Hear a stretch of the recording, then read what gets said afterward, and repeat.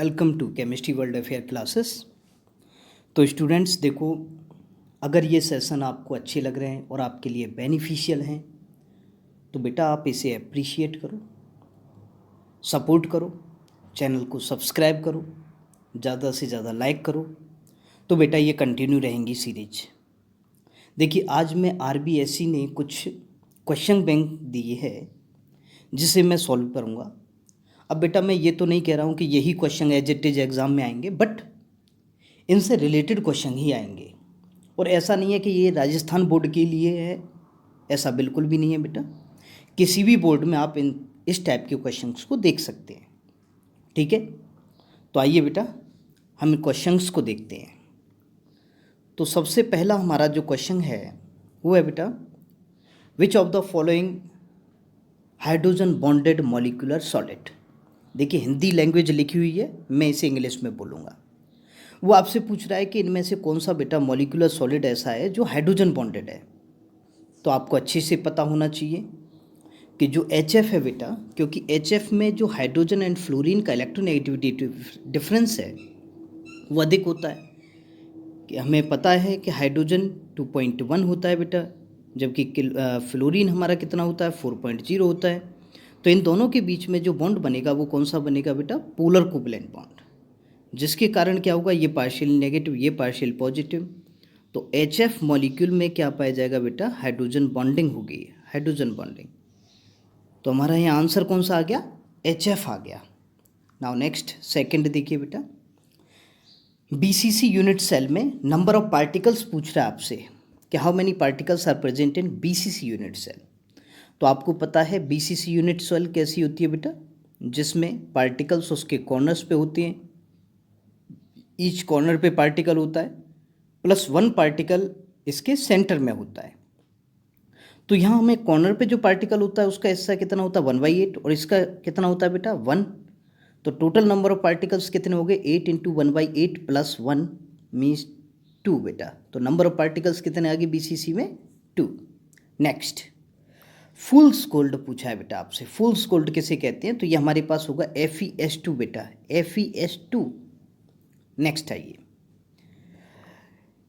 कि how many tetrahedral voids are present in the crystal lattice. तो आपको पता है क्रिस्टल लैटिस में नंबर ऑफ पार्टिकल्स कितने हैं, सपोज दैट हमारे पास n है, तो वहाँ ऑक्टाहेड्रल वॉइड्स होते हैं हमारे पास n, जबकि टेट्राहेड्रल वॉइड्स कितने होते हैं बेटा 2n, और टोटल नंबर ऑफ वॉइड्स कितने आ जाएंगे 3n।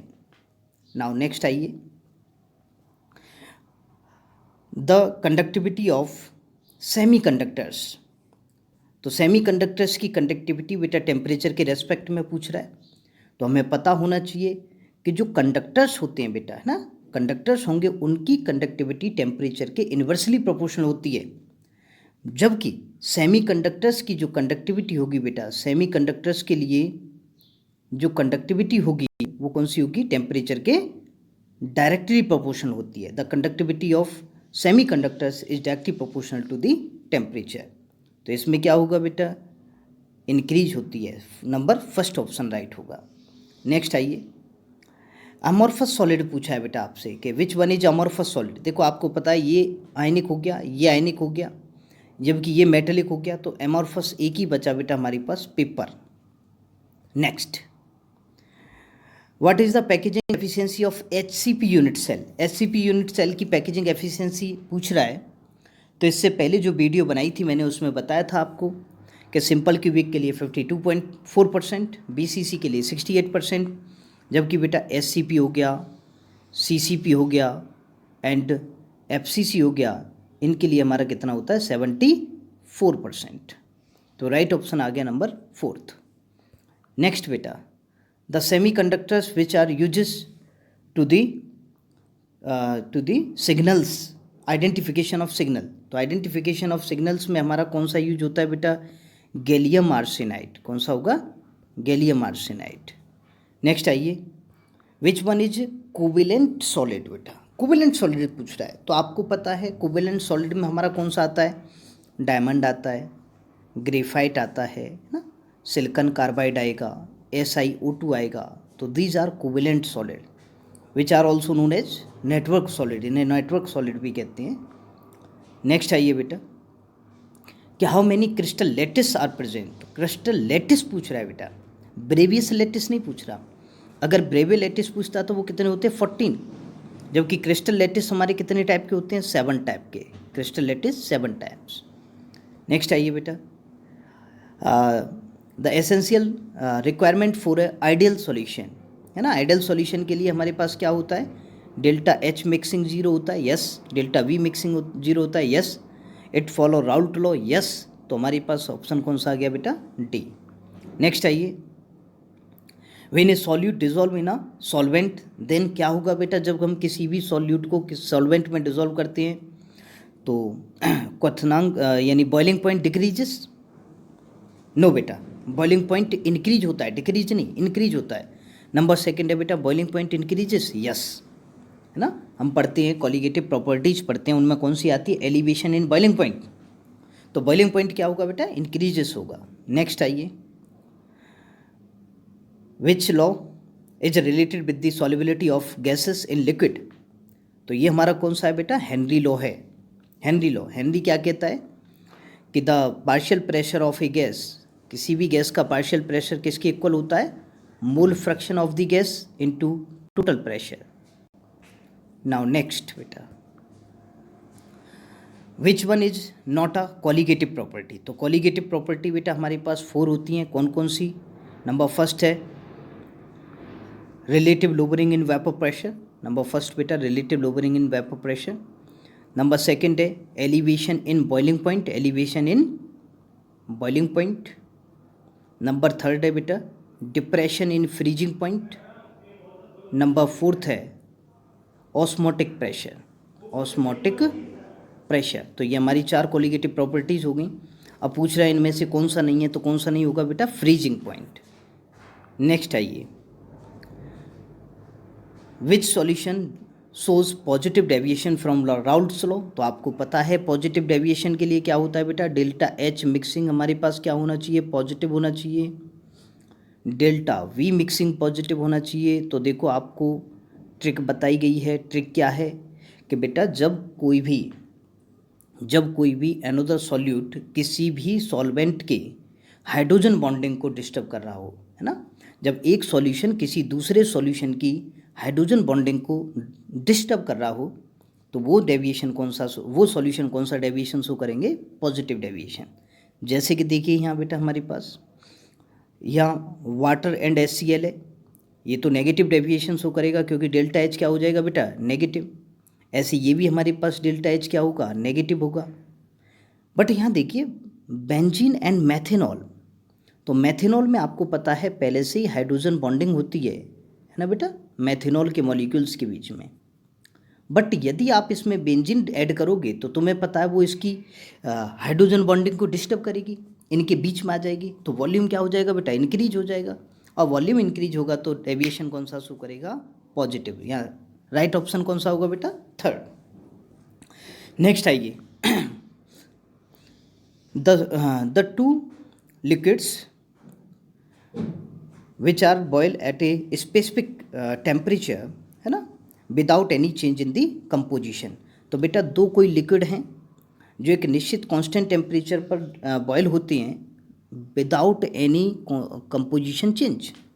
तो ऐसे सॉल्यूशन को हम नाम क्या देते हैं बेटा, ऐसे मिक्सचर को हम नाम क्या देते हैं, याद करो, एजियोट्रॉपिक मिक्सचर। क्या होंगे बेटा, एजियोट्रॉपिक मिक्सचर। नेक्स्ट आइए क्वेश्चन नंबर 17 देखिए 16 gram of sugar dissolve in 250 ml dissolve in water and to form 250 ml of solution. And आपसे क्या पूछ रहा है बेटा, वेट बाई वॉल्यूम पूछ रहा है, परसेंटेज। तो देखो हम कैसे निकालते हैं, weight by volume percentage is equal to क्या होता है, weight by volume percentage weight of the solute, weight of the solute, ठीक है sir, weight of the solute over volume of the solution बेटा, volume of the solution and next into 100 बेटा, इस तरह से। तो आप यदि वैल्यू को पुट करोगे तो क्या हो जाएगा, 25 ओवर 250 इंटू 100। तो आप इसे सॉल्व करोगे तो ये हमारे पास कितना आ जाएगा बेटा, 10%।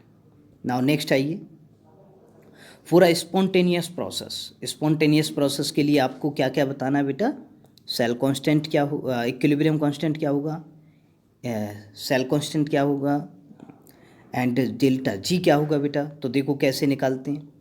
हमारे पास दो इक्वेशन होती हैं, एक तो delta G is equal to minus के एन एफ ई सेल, ठीक है सर। दूसरा इक्वेशन होता है बेटा delta G is equal to minus R T L N K. तो सिंपल हमें यहाँ दिख रहा है किसी भी स्पॉन्टेनियस प्रोसेस के लिए डेल्टा जी हमारा नेगेटिव होना जरूरी है बेटा। और नेगेटिव कब होगा, जब ई सेल और के दोनों की वैल्यू हमारे पास क्या होनी चाहिए बेटा, पॉजिटिव होनी चाहिए। नेक्स्ट आइए बेटा, आपको दो इलेक्ट्रोड्स दे रखे हैं, उनके वैल्यूज़ दे रखी हैं और आपसे क्या पूछ रहा है, ईएमएफ पूछ रहा है। हम जानते हैं बेटा ईएमएफ कैसे निकालते हैं कि E cell is equal to E naught cell is equal to क्या हो जाएगा, E naught of cathode and minus के ई नॉट ऑफ एनोड। चलो वैल्यू रखिए बेटा। अब यहाँ देखो इस क्वेश्चन में एक मिस प्रिंटिंग हो रही है कि ये जो जेडन का रिडक्शन पोटेंशियल है ये माइनस में होना चाहिए। कितना होना चाहिए बेटा, -0.76। ठीक है, अब आप रखोगे तो आपको पता है कैथोड पे रिडक्शन होता है और एनोड पे क्या होता है, ऑक्सीडेशन। तो वैल्यू रखोगे तो E naught cell is equal to क्या हो जाएगा, कैथोड बेटा किसका बना होगा, कॉपर का, तो 0.34, ठीक है, माइनस 0.76। तो यहाँ से जो वैल्यू निकल के आएगी ई नॉट सेल की वो हमारे पास कितनी होगी, 1.10 वोल्ट, यानी ऑप्शन नंबर थर्ड। नेक्स्ट आइए, the electrode potential of standard hydrogen electrode बेटा। स्टैंडर्ड हाइड्रोजन इलेक्ट्रोड का इलेक्ट्रोड पोटेंशियल कितना होता है, 0.0 वोल्ट। नेक्स्ट आइए, the unit of cell constant. तो देखो सेल कांस्टेंट आप जानते हो एक्स से रिप्रेजेंट करते हैं, क्या होता है बेटा, एक्स इज इक्वल टू होता है एल ओवर ए। एल क्या है, लेंथ है बेटा सेंटीमीटर, और ए क्या है, एरिया ऑफ क्रॉस सेक्शन यानी सेंटीमीटर का स्क्वायर। तो सिंपल सा एक्स इज इक्वल टू क्या हो जाएगा, सेंटीमीटर इनवर्स। नेक्स्ट आइए बेटा, the which statement is not correct for galvanic cell. Galvanic cell आप जानते हो जिन्हें वोल्टेक सेल भी कहते हैं, गैल्वेनिक सेल कहते हैं बेटा, है ना। और इनके लिए जो ट्रिक होती है वो क्या होती है, अलोन। क्या होती है बेटा, अलोन। अलोन माने A for anode, L for left, O for oxidation होगा, एन फॉर वो नेगेटिव होगा, और ई फॉर इलेक्ट्रोड। तो सिंपल सा है, अब देख लो आप, इसमें anode is negative, yes, cathode is positive, yes, reduction takes place at anode, no बेटा, नो।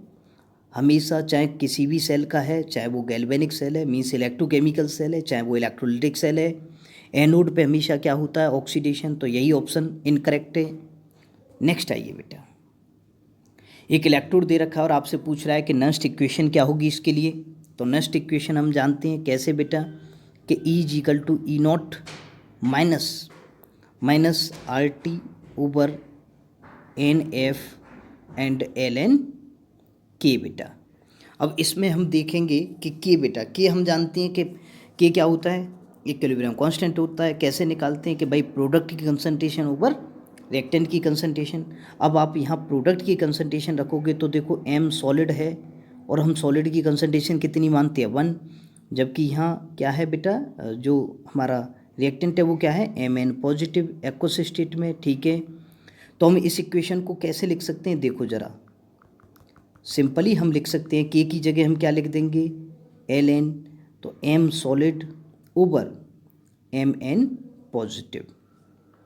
अब यहाँ हमारे पास कोई भी ऑप्शन नहीं है, ठीक है सर। फिर हम इसको कैसे कर सकते हैं कि एम सॉलिड की जगह बेटा हम यहाँ क्या कर देंगे, 1 कर देंगे, ठीक है सर, 1 कर दिया। लेकिन फिर भी कोई ऑप्शन नहीं है, तो देखो क्या कर रहा है वो बेटा, अगर मैं इसको ऊपर लेके चला जाऊँगा इसको, तो यहाँ क्या आ जाएगा, नेगेटिव की जगह पॉजिटिव आ जाएगा। तो देखो हम इसे और कैसे लिख सकते हैं बेटा, और हम इस इक्वेशन को लिख सकते हैं कि भाई E is equal to E naught cell plus R T over N F and L N M N positive aqueous, है ना बेटा। ये ऊपर आया तो किस में हो गया, पॉजिटिव में हो गया, नेगेटिव की जगह। तो ऑप्शन नंबर हमारा कौन सा आ गया, डी राइट आ गया। नेक्स्ट आइए कि भाई विच इज बेस्ट हमारा उपाय है किस पर बेटा, लोहे पर जंग लगने से हमारा कौन सा मेथड अच्छा है, सबसे अच्छा है, कि लोहे पर जंग लगने को रोकने के लिए कौन सा मेथड सबसे अच्छा है। तो ये होता है बेटा गैल्वनाइजेशन। गैल्वनाइजेशन मेथड में हम क्या करते हैं कि जो मेटल की रोड है, लोहे की रोड है, उस पर किसकी परत चढ़ा देते हैं बेटा, जिंक मेटल की परत चढ़ा देते हैं। अब हमें पता है जिंक की रिएक्टिविटी लोहे से ज़्यादा होती है, आयरन से ज़्यादा होती है, जिससे जिंक का तो ऑक्सीडेशन हो जाता है, जो हमारा आयरन है वो यूँ का तो ही रहता है। नेक्स्ट बेटा, the rate constant of a chemical reaction depends upon the. तो देखिए आपको अच्छे से पता है बेटा, कोई भी केमिकल रिएक्शन हो रही है, आर से क्या बन रहा है पी, और आप जानते हो कि rate, law of mass action हमसे क्या कहता है कि rate is directly proportional to the active concentration of reactant. तो ये हमारा कौन सा ऑप्शन होगा बेटा, कंसंट्रेशन पे डिपेंड करता है। नेक्स्ट क्वेश्चन नंबर 26 है कि आपसे कोट ऑर्डर पूछिए बेटा कि रिएक्शन की ऑर्डर क्या होगी। तो देखो यहाँ एच न्यू और होता लिखा हुआ, तो हम आसानी से पहचान जाते हैं कि ये एक फोटोकेमिकल रिएक्शन है, और फोटोकेमिकल रिएक्शन की जो ऑर्डर होती है वो क्या होती है बेटा, 0। नेक्स्ट पूछ रहा है बेटा कि the order of rate constant of A first order reaction. तो आपको पता है हमारी एक ट्रिक है बेटा, क्या कि एन इजिकल टू क्या होता है, मोल पर लीटर एंड 1 माइनस के एन सेकेंड इनवर्स। तो हम यहाँ एन की जगह 1 रख के देख लेंगे, तो हमारे पास बेटा ये 1 माइनस के 1 यानी क्या आ जाएगा, ये तो बेटा 0 हो गया, बट यहाँ क्या आ गई, यूनिट क्या आ गई हमारी, सेकेंड इनवर्स। तो ऑप्शन नंबर डी राइट है फर्स्ट ऑर्डर के लिए। नेक्स्ट बेटा, अब वो एक रिएक्शन दे रहा है और आपसे क्या पूछ रहा है कि भाई इसकी ऑर्डर एंड मॉलिक्यूलरिटी बताइए। तो देखो बेटा वहाँ उसने हमें रेट लॉ दे रखा है ये वाला, तो इसके अकॉर्डिंग बेटा हमारी जो ऑर्डर होगी रिएक्शन की वो क्या होगी, 1। बट ऑप्शंस में बेटा यहाँ कोई भी ऑर्डर 1 नहीं दे रखा है, तो यहाँ कहीं मिसप्रिंटिंग हो रही है बेटा इस क्वेश्चन में। अगर वो ऑर्डर रेट ना देता तो हमारी बेटा ऑर्डर हो सकता है, क्योंकि एक मल्टी स्टेप रिएक्शन है, वैसे ये फर्स्ट ऑर्डर ही रिएक्शन होती है, बट हो सकता है हम वहाँ चांस ले लेते कि हम भूल जाते, बट उसने क्योंकि रेट दे रखा है तो यहाँ ऑर्डर क्या होगी, 1, और ऑर्डर 1 है तो यहाँ कोई सा भी ऑप्शन राइट नहीं है। नेक्स्ट आइए, ये बेटा आपको एक रिएक्शन दे रखी है और वो आपसे क्या पूछ रहा है, रिएक्शन की ऑर्डर बताइए। तो आप जानते हो ऑर्डर सिंपल सा हम क्या करते हैं बेटा, रेट लॉ में जो है रिएक्टेंट की कंसंट्रेशन है ना बेटा, कंसंट्रेशन है, उनके पावर को हम क्या कर देते हैं, ऐड कर देते हैं। तो हमारे पास ऑर्डर क्या हो जाएगी, ए प्लस बी, यानी ऑप्शन नंबर सी राइट है। क्वेश्चन नंबर 30 पर आइए कि बेटा एक रिएक्शन हो रही है, ये एक सेकेंड ऑर्डर की रिएक्शन है, ठीक है। यदि आर की कंसंट्रेशन को फुल टाइम कर दें, देखो पहले तो आप रेट को लिखो कि रेट हमारे पास क्या होगा, इजिकल्स टू हो जाएगा के इंटू आर की पावर 2, क्योंकि सेकेंड ऑर्डर है। अब वो कह रहा है कि इसकी कंसंट्रेशन को बेटा मैं फुल टाइम कर दूं, तो अगर मैं इसको क्या कर दूं, के इंटू 4R कर दूं, तो आपको पता है स्क्वायर हो जाएगा, यानी अब बेटा जो रिएक्शन का रेट इंक्रीज होगा वो कितने टाइम हो जाएगा, 4 to 16, तो हमारे पास 16 टाइम हो जाएगा।